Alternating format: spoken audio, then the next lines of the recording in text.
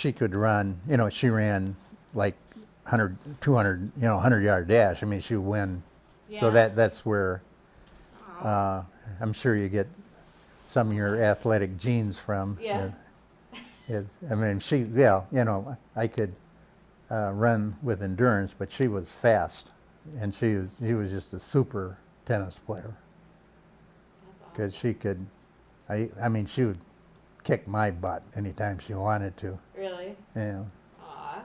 Yeah. So tell me a little bit about, just to go back to your education. So how did you decide to go to the University of Wisconsin in Madison? Well, I went there primarily first year because I got a scholarship. Okay.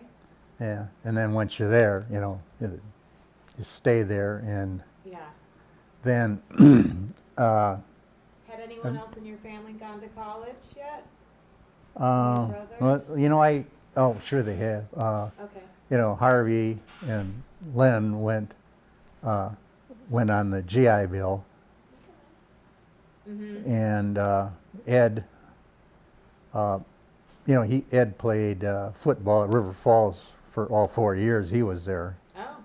and so and Leonard, has a master's degree from Kansas in I don't know, in biology. I mean, I don't know whatever Yeah. the science is, but it was Yeah. into science. And Harvey, is a natural carpenter. I mean, and I suppose he learned at Stout. Yeah. But I mean, he was. I mean, one of the finest carpenters you're ever going to meet. I mean, Wow. he built cabinets built some of the cabinets in here. Right. Yeah, I mean, he was just incredibly skilled. And like I said, Ed and I were kind of rough carpenters. Right. And yeah, so Ed played football all 4 years at River Falls, and then he taught high school all his life. Yeah.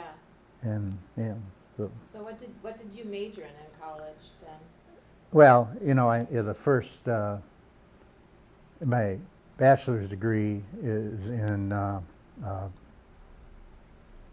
what would it be? Economics? Essentially, Business? well, I had a BBA, but I also had almost enough degrees for a civil engineering job. I took Oh. courses in both civil engineering, and then I got a master's degree. It was in basically it's real estate studies. Mm.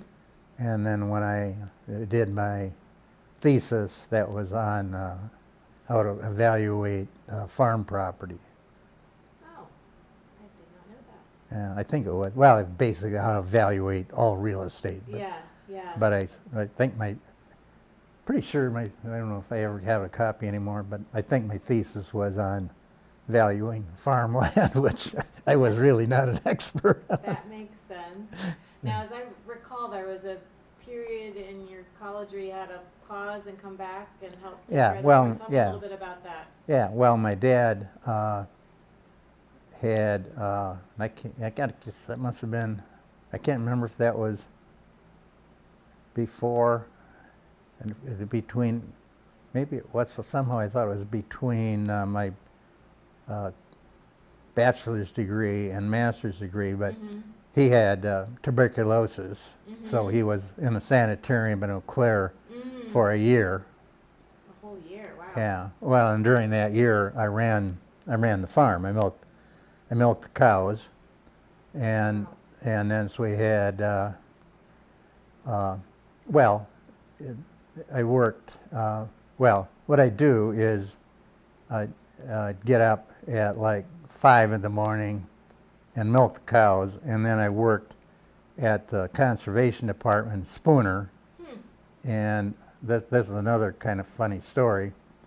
In order to get the job at Spooner, I was the bookkeeper for the fish management division for this whole area of Wisconsin. And I reported to a guy named Wistrom, who had a PhD in biology. But Okay. anyway, I kept all their books, and the amazing part to me was, in order to qualify, you had to pass a test. Okay. I mean, you had to pass the, And so I studied for a couple of weeks. And I thought I got no chance of passing this. Yeah. But it wasn't that tough. That's how I got the job. I passed the test, Yeah.